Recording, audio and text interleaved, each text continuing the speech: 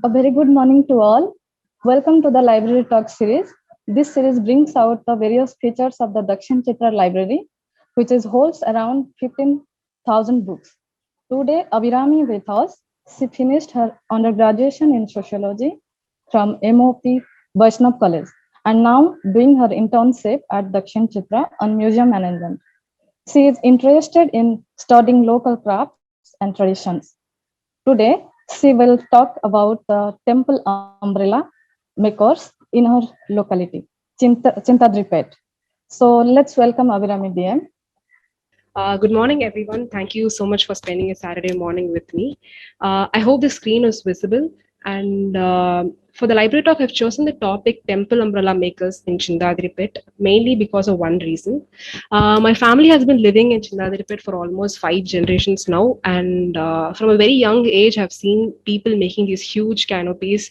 But I never really knew the significance of it until very recently. So I wanted to use this opportunity to learn more about the craft and learn the history, which I'm very closely associated with. So can you see the slide? Are you able to see the books? Yes. Cool, thank you. So for this research, I have referred to the following three books: Pete by Tamil Prabha, Madras Rediscovered by S. Muthaya, Madras the Architectural Heritage by Kalpana Ma'am and others. So the first book is a Tamil fictional book which talks about which explains the story of a Dalit resident of Chindadripet, but it also has a very detailed explanation of how the locality was formed in the first place. So the second and third books are from Dakshin Chitra's very own library. So, to give a background to the topic, everyone in South India, everyone who are living in South India, and especially those who live around the temples, would have seen these temple processions where the deity is carried in a ratham, nicely decorated with garlands, and the deity will be wearing a lot of pearl-studded costumes. So you've also seen men carrying these tall, sturdy structures with great applique work and religious motifs on it. So these are called as the Kovil Kodai in Tamil, also known as ritual umbrella in English. So this is considered as one of the important services offered to the deity. We'll talk more about the significance of it in the coming slides. So the tradition of making these umbrellas has been passed on from generation to generation. There are families who have been doing this as hereditary occupation. So there are many units in South India, and especially in temple cities like Madurai and Kanchipuram. But Chindadripet has the biggest and the most prominent unit among all of them. So I'll be discussing about the types and varieties that are made in this craft cluster, in the craft cluster in Chindadripet only. So the most prominent and the most famous one is called as the Tattukoda, also the flat top, which you can see in the bottom right picture, the white color umbrella. So and the second type is the curved top, also known as Kuda Koda, which is in the umbrella which has the Ganesha motif on it. So this kind is also made in January, but it's not very common here. The unit or the market which is famous for this is in Madurai. So umbrellas can be made in different sizes. They make it from 3 feet to 18 feet. They can also make it less than 3 feet, but they don't encourage getting orders on this because making the framework for the umbrella is very difficult as all these are handmade. Um, Symbol colors on the umbrella solely depends on the rules and regulations of the temple and the deity it is associated with. For example, they use only white or brown colors for the Vaishnava temples, and multicolored threads and designs are used on Shaiva temples. The artisans have also said that Vaishnava temples are very strict when it comes to design and colors because even the shape of the nama depends and changes according to the regulations of the temple. And the another important point is all these umbrellas are handmade and they can take up to 2 to 7 days to complete one. Sometimes the artisans also can make an umbrella within few hours when all the elements are sorted and there's enough labor force. Thing is, earlier making an umbrella was very difficult and tedious. It consumed a lot of time, but today there's demand for cheaper products and beautifully decorated umbrellas at a very short period of delivery. So the artisans have changed a lot of techniques and they have come to the present situation. So Moving on to the significance of umbrellas, to start with, religion has played a very important role in shaping the society's attitudes towards the usage of an umbrella, and it has also ensured the survival of an umbrella since ancient times. So, in Hinduism, Upachara refers to the offerings and the services that a devotee does to a deity as a part of the daily worship. Um, in daily worship, there are actually 16 upacharas, and the temple there are even more. And the most important one is the concept of ritual umbrella. It not only protects the deity from the sun and rain during temple processions, but is also an important form of paying respect to the Lord. Even in Hindu mythology, there are religious tales which says that Lord Brahma held a white umbrella over Buddha's head when he was born. And another important significance of umbrellas in ancient India is the concept of Kodakalu, with a term that is given to the gravestone, which is in the shape of an umbrella. It was thought to symbolize the deceased ascent to the heavens, and can be seen in burials as well as the entrance of tombs. So next is ancient Egypt. So parasils are structurally similar to an umbrella, but the main purpose is to protect the user from sunlight only, while an umbrella is more curved and it is used to protect the user from severe climatic odds like rain and storm. And it is also mentioned the parasils are made for the nobles. So, parasits were created to protect the royalty of Egypt against sunlight. They used materials like sticks and palm leaves as a canopy. Because it was a desert like climate, there was no need for waterproofing, so this mechanism worked for them. And it is also said that umbrella soon became a status symbol because the person who carried it was protected from the sunlight and they were eventually pale skinned, which was also a sign of nobility. Um, and then it is said that Chinese invented or started waterproofing the parcels. They used materials like silk and some kind of paper. And it is also noted that they invented the technology to open and close an umbrella.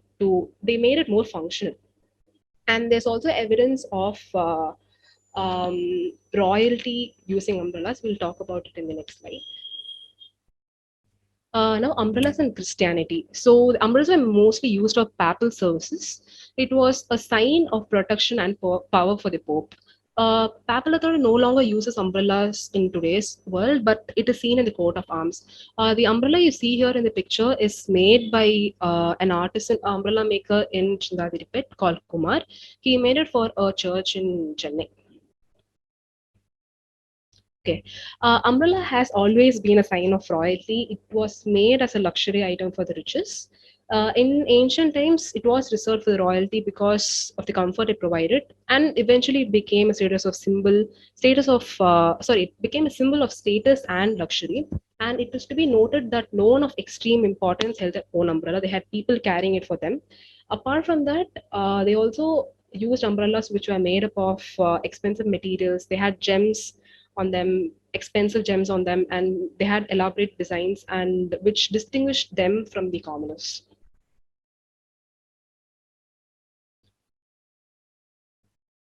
Okay. So moving on to the topic of today, the craft cluster Chintadripet. First of all, artisan cluster is defined as in geographically concentrated household units who produce handicrafts and handloom products. So in a cluster, these producers belong to a very traditional community and they have been making products for generations. When you walk in the street called Ayamavali in Chintadripet, you would witness series of shops where men sit outside. They sit facing the road and they make these huge canopies. So these people belong to the Saurashtrian community who came to Chintadripet as weavers about 250 years ago. Today, there are only like 10 to 12 families who've been making this craft and keeping the craft still alive. They are renowned for the temple umbrellas and the other ornaments that they make. I'll put the pictures in the next slide. And to talk with the market, they're having a great profit. Their network is huge. They deliver products all over India, and the biggest international markets are Malaysia and Singapore, and they also deliver to countries as far as Australia. So this is a glimpse of the other objects that they make apart from the temple umbrellas. So the first one is called a silk tombe. In the second picture, you can see these cylindrical structures, right? These are called as tombe, made of cloth, which is very common nowadays for decorative purposes. The first picture is the silk version of it. This silk tombe is exclusively made by the women of the community. The third one is the alavatam, also the fan used for the deity during processions. And the fourth one is silk pillows used during rituals like Unjal Sevai and Pallere Utsavam.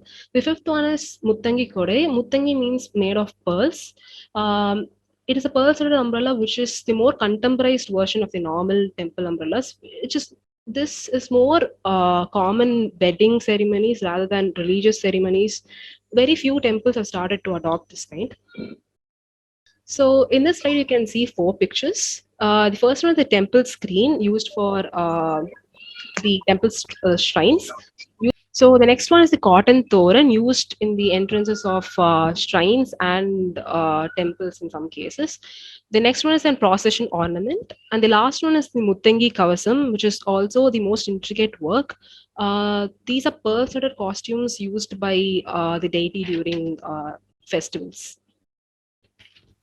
So, to study the craft cluster, I think it's very important to know the history of the locality in the first place. Chintadripet had years of weaving history before temple umbrellas were made here. So, this is the story of Chintadripet. So, towards the end of 17th century, the British East India Company was fully established in India.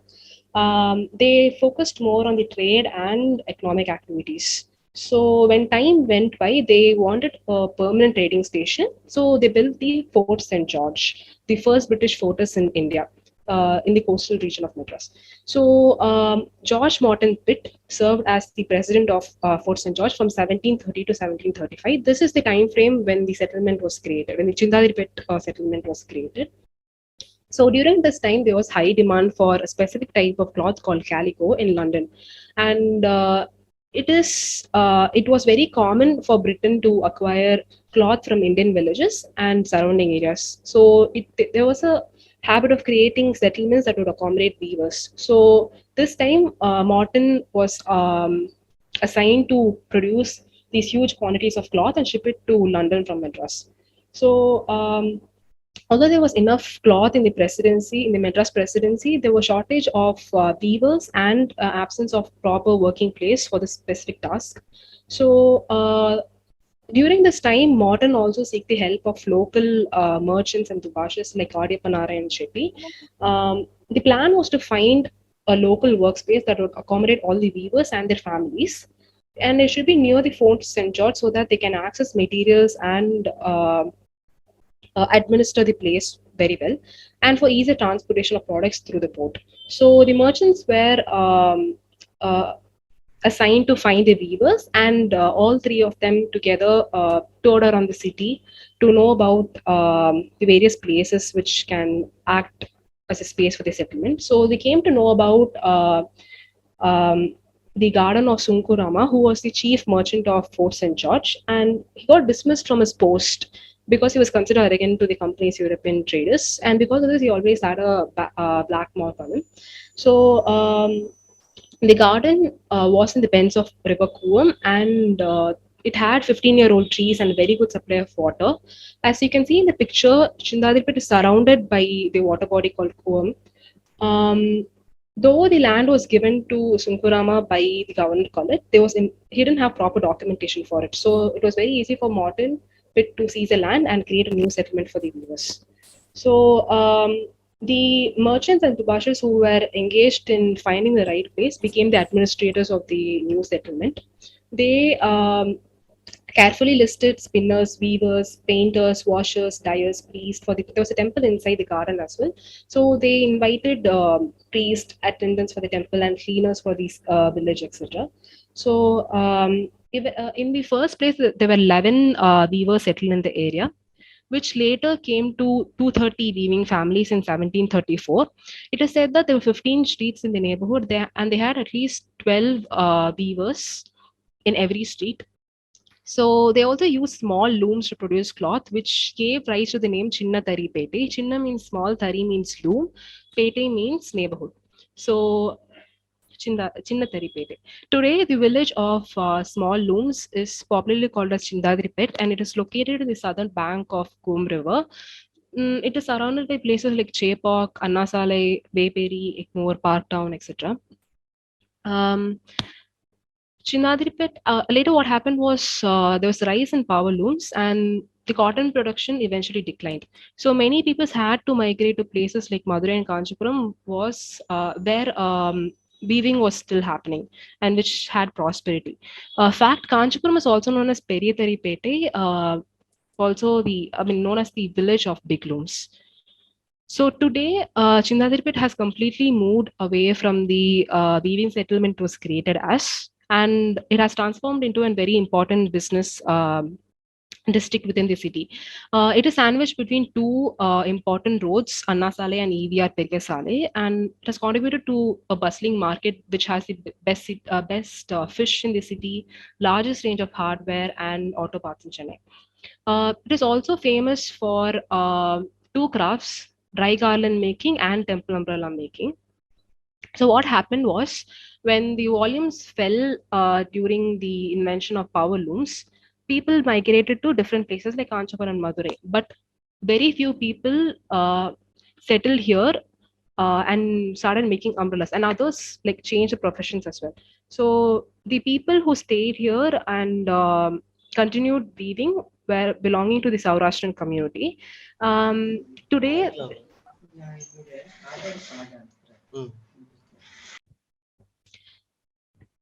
so today there are only 10 to 15 families who've been continuing the craft.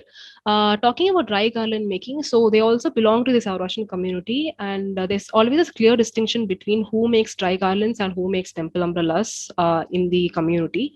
We won't be talking much about the dry garland makers in today's talk. Um,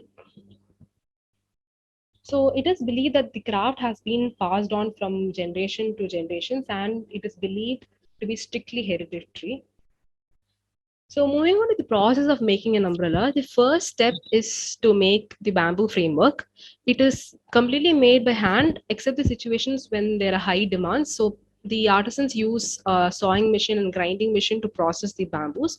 Apart from that, it's fully made by hand, and the number of sticks is almost same for all sizes and shapes, all sizes. So these are tied by a cotton thread, and I'm so sorry. Okay, the second step is stitching the cloth over the bamboo framework. So the commonly used materials are jari cloth and white drill. Usually, these artisans, like the big businesses, appoint contract laborers to finish the stitching part. The third step is the patching work of design motifs. So at this point, this is when I say that the umbrellas are not completely handmade in today's world, because there's always a high demand for cheaper products and faster delivery. So to cut costs, these artisans buy these pre-made or machine-made motifs from units in Madurai. Like this happens mostly, but in some cases when there's need of customization or when the budget is high, they make the motifs by hand by themselves, or they make it in a sewing machine in the local units in Chintadripet. The fourth step fourth step is making the jala. These are the thread hangings that you see on the umbrellas. This gives the exclusive design, and it's made by women in the community. These are only made by the women in the community. So what happens is, the in the picture you can see these long threads hanging, right? So these are made by one set of women, and the knots in the end, which is called as kunjam, is made by another set of women. um, Usually, the kunjams are made at Chintadripet, while the woven thread is bought from Madurai. There are very few people who do it here. So, I have a small video which will explain the process in a much better way. Please let me know if the audio and video working fine. Businesses was the manufacture of umbrellas for the major temples in South India.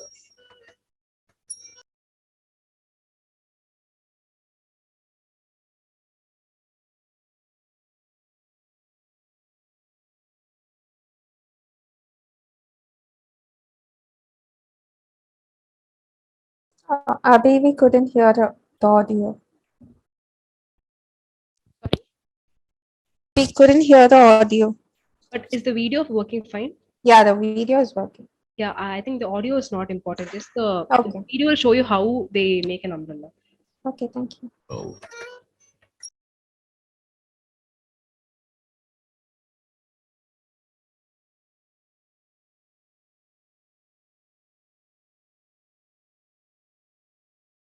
manufacturing center.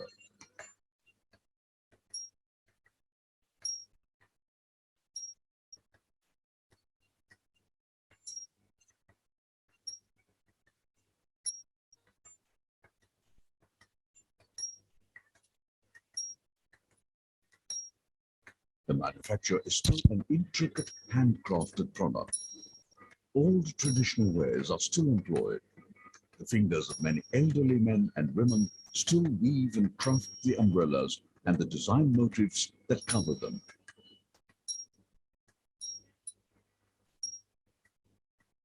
Technology has made some of the tasks easier and faster.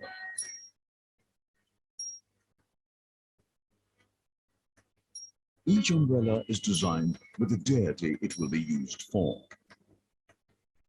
The umbrellas being sent to temples of Vishnu are only in white and brown color. Those being sent to Shiva, Ganesha, and Devi temples are multicolored. The motifs on the umbrella once again find their roots in ancient tradition and stories. Umbrellas come in many sizes and shapes. There is the flat top to the curved top. The size can be from 4.5 feet. So the next slide is about the life of artisans. To explain the social lives of the artisans, I've taken three case studies. The first story is that of Kumar Shah. He's a third generation temple umbrella maker. So as I said, there are two kinds of crafts in Chennai. The first is dry garland making and the second is umbrella making. So there's always a clear distinction of who makes what. So Kumar initially started making dry garlands, but after that he shifted to temple umbrella making, his family business, because to keep up the family legacy and to earn more profit. The point is, he's a traditional artisan who doesn't want to contemporize his craft at any cost. By this, I mean that he doesn't want to make ornaments for anything other than temple purposes. The second case study, second story is that of Ramesh. He is a first generation artisan. That means his father and grandfather wasn't doing this craft, which is a big deal because here in Chintadripet, I mean, in this craft sector, it is believed that skills are passed hereditary. So anyone whose families has not been doing the business aren't encouraged very well. So they initially face issues like non-supply of raw materials and they lack community support in the initial days. Ramesh faced the same, but slowly and steadily he learned the nuances of the business and the craft. And he believes that innovation is very important to sustain in the business. And I have mentioned him as a progressive artisan because he's the only one who cited an example of an contemporary art that he made, contemporary craft that he made.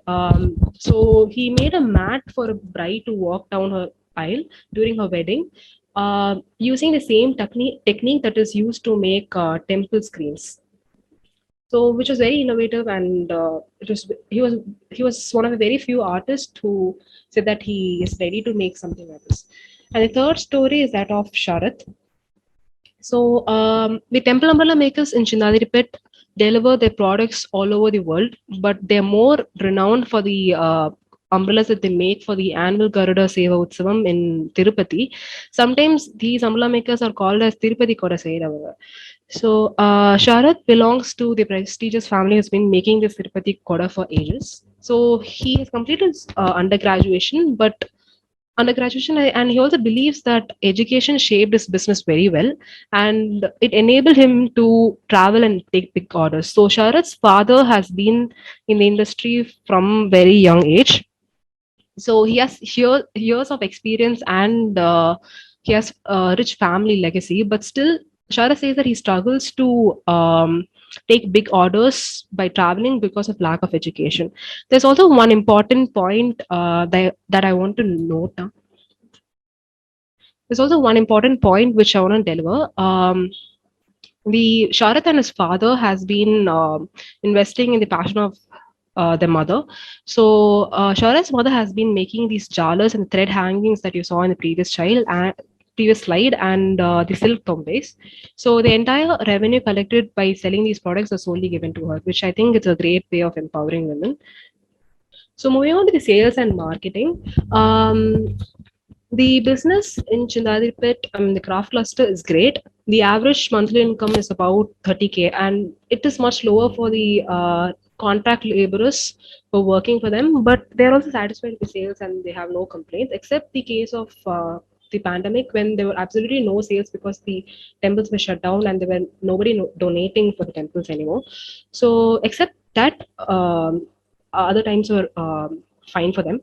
So there's always high demands for these temple umbrellas because, especially in Chindadipet, because there are less number of artisans who make it, so the profit is high.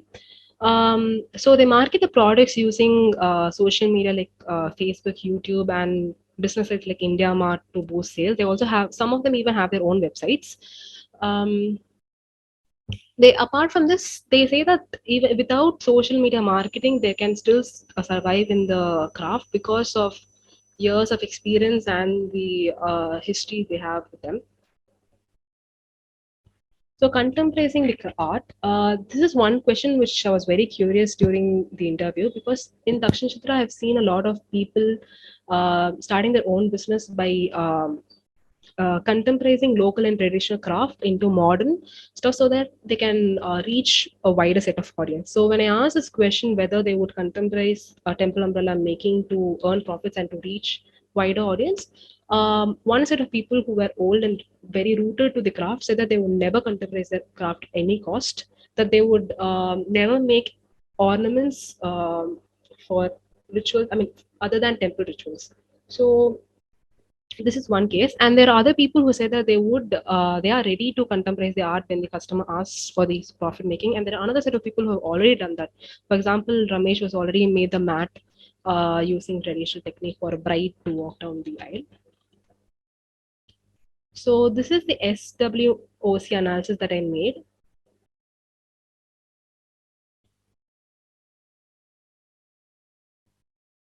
Okay. The first important strength that they have is their association with God. They've been making God umbrellas for centuries, and eventually they have a very good name in the society. The second is, although there are many units who make temple umbrellas, Chindarpet is renowned because of their authentic and quality work. The third is strong is community settlements. The community is very intricate and it's very closed, which has its own pros and cons. But the pro is they're able to protect the craft from diluting because it has so many boundaries. The last strength is obviously there are many more, but the last one which I'm cited is great profit, and the young generation is motivated. This is one craft where the younger generation is really motivated to continue the craft. You would have seen the story of Sharath where he completed his undergraduation and then he joined his family business. A, for the passion, B, to keep the legacy of the family, and C, to earn great profits. Second, the weakness is cramped space. So, except for a few big businesses who rent out 2 to 3 shops aligned together, there are very small businesses who have very less space to work. So, A, they don't have enough space to work and finish a product because there are always like 2 to 3 people working together at the same time. And the second problem is they don't have space to stock their products. So because of this, retail selling is a no, it's a big no. So whenever you walk in the streets, you won't be able to find all these nicer decorated umbrellas or the muttangis. It'll always be there in the gallery of their phones. So which is a big minus for them. And the second problem is second weakness is it's a closed group. As I said, being a closed group has its own pros and cons. So the cons is nobody except the community members. Even in the community who sometimes even if the community members wants to pursue the craft, they're not allowed because they don't have histories associated with them. But times are changing today. People struggle to learn the passion and they struggle to start a business, but it's pretty difficult even today. So the third point is less space to contemplate. As I said, people are not artisans are not encouraged to contemporary the craft and to modernize them by their counterparts. And the last and important and a big weakness that they have is even though they have been making these umbrellas for centuries and there are like 10 to 12 families solely depend on this craft, there are no unions or associations protecting or promoting the welfare of the group. There are two reasons cited by the artisans. One is the there's no fixed selling price for these umbrellas and other ornaments. So every shop has its own price list. So because there's no uniformity among the artisans and nobody's ready to form any unions and come to one specified price list. And another reason is artisans have mentioned that their forefathers, the seniors in the craft industry, aren't welcoming unions or associations. They do have community groups. So all these artisans belong to the Khatri community from Saurashtra. So they have their very own Khatri community WhatsApp group and other forums in Chennai, but they don't talk about the craft. So the next is opportunities. The profit is great because there's always high demands for the craft. And the second is people's interest in traditional craft. And today it's very nice to know that many people are coming forward to help and protect the traditional crafts of India. Third is social media. Through social media, virtual sales are possible today, and these artisans are earning much more through social media, and they're able to um, do business with countries which are very far, even without traveling. So the next one is traditional decor. This has been the favorite of the season. These artists in Chintadripet have business all over the year, but there's during September and October that season. There's winter. A, they cannot work, and B, the temples will not buy any umbrellas during this time. So um, usually during this time they'll be working for the next season, but after the advent of traditional decor, they have been associated with working on umbrellas for wedding occasions and other ceremonies. The next important one is the media coverage. So various press channels have covered the cluster in Chandaripet. You can see a lot of videos on YouTube about them, which has created space for them to grow and prosper. The last one is challenges. The first is physical work. So, making an umbrella is a tedious and a very complicated process. It involves physical work. The second one is climatic issue. So, while making a bamboo framework, it should be dried completely so that there's no insect infestations. And as I said, there's very less space and everything is cramped up. So, and they're always exposed to the sky. So, when it rains, their entire process gets disturbed. And third one is lack of labor force. Even though the younger generation is motivated and even I mean, everybody's interested to continue the craft, but there are very less people because of the closed group. There are very less families and very less people involved in the craft. So the next problem is the issues of temple administration. So the artisans have said that they have issues with temples for payments. Sometimes the payments take months to complete, and sometimes they don't even pay back. And the last and important challenge that they have is lack of support from the government because they don't have any union or associations. There's no representation for them. Okay, so that is it. Thank you so much for listening to me. A big thank you to all the stars of Dakshin Chitra and my colleagues, and big thanks to all the artisans. So they all listen to me. I mean, I used to visit them every day during the peak hours of their day, and they used to sit with me and answer all my questions without any discomfort. So the only thing that I can do is spread a word about their craft to everyone. This is an attempt to document a sustainable craft which has a rich history and a lot of cultural significance. So there are other clusters in India, so many other clusters in India. I'm not sure of the ones in Chennai, but for example, the sari units in Kanchipuram, Army, Chettinad, Bhavani Jamakalam and E Road. There's so many. I hope all the art and craft survives. Thank you so much. If you have any questions, suggestions, or any comments, you can put it in the chat box. Now, I have a small video. Um, this video was made by Big Shot Films by Amar Ramesh. It's a very nicely recorded video.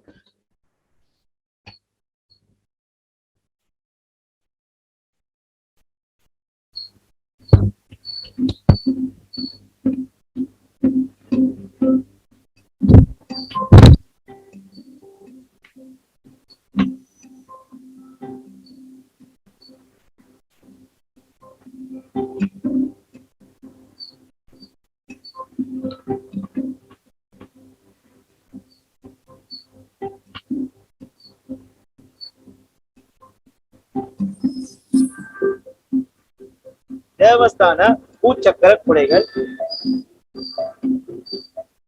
சாமி செய்து சுற்றி எண்ணம் வந்தாதான் நம்ம செய்த வேலை சுத்தமா வரும். சாமி கோசரம் வந்து அது நிழல் கூட நம்ம கையில கூட எடுத்துன்னு போறோம் இல்லைங்களா, அந்த நிழல் கூட எடுத்துன்னு போறாங்க. சாமிக்கு வெளியில வரும்போது வெயில் படாம இருக்கும், அதுக்கப்புறம் வந்து மழை கீழே வராம இருக்கும். அது மாதிரி ஒரு ஐடியா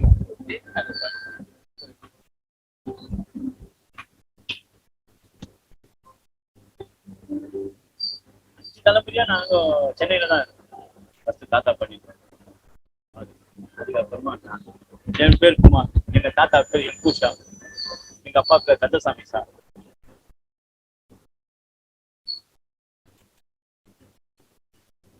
பெருமாள் கோயிலுக்குன்னா சங்கு சக்கர நாம போனோம்.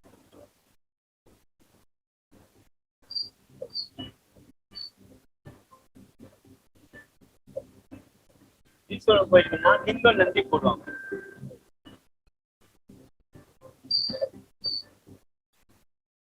அம்மன் கோயிலுக்குன்னா சூளம் போடுவாங்க, உடுக்க போடுவாங்க, பாம்பு போடுவாங்க.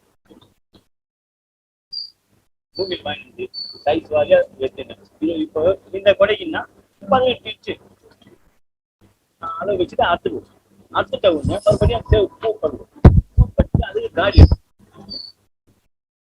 திருகி வச்சுட்டு இந்த தாம்பு கவுர்ல துணி சுத்தி திரிய வச்சு கொடை சேர்ந்து மேல அது மேல கட்டு கட்டி கொடையை விரிச்சு போட்டு டிசைன் மாதிரி ரெடி பண்ணுவோம்.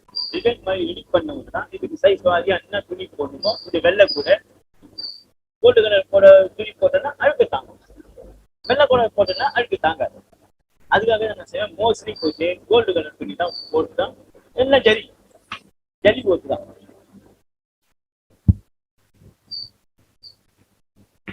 ஆந்திரால ஃபங்க்ஷன் வச்சுன்னா நம்மளுக்கு நல்ல வியாபாரம். ஒரு நாள்ல ஒரு கொடையும் விற்கலாம், ஒரு நாள் 3 கொடையும் விற்கலாம். ஆனால் ஸ்டாக் பண்ணிக்கலாம். ஒரு கொடை ஆர்டர் கொடுப்பாங்க, 2 கொடையா நல்லா இருக்குமா, ஒரு கொடை போட இருக்கும், அதுக்காக 2 கொடையா நல்லா இருக்கும் சொல்லுவாங்க. அதுக்காக நான் 2 கொடையா ரெடி பண்ணிடுவேன்.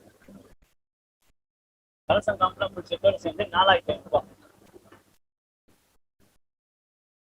எங்க தாத்தா செஞ்சு கொடுத்தா கூட நான் இப்போ ரிப்பேர் பண்ணி கொடுத்தேன்.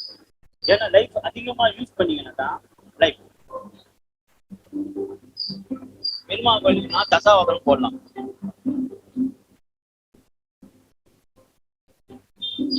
சிந்தாதிரிப்பேட்டில் மட்டும் ஒரு 20 குடும்பம்.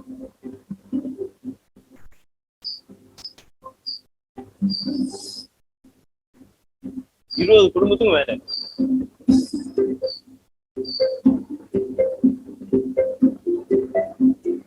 யாருக்கும் கொடை இல்லைன்னா அந்த கடல பக்கத்துல கேளுங்க இருக்கும். ஜஸ்ட் ஒரு நாங்களே